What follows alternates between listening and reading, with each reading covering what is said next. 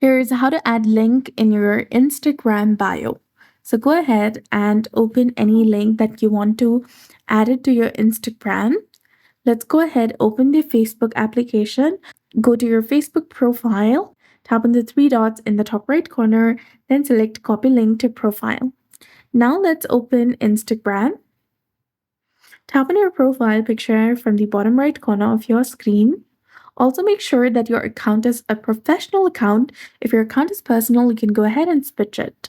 Now, tap on Edit Profile option. Then you'll get the section of Add Link. Go ahead and select it. Now, select Add Link option, which is indicating the plus icon.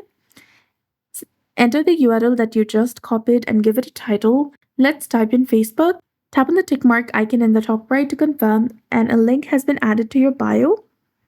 If you come back, refresh your account, you'll see the link, and whoever people that go through your profile, they'll be able to click on this link and access your profile. So that's it. I hope you found this video helpful.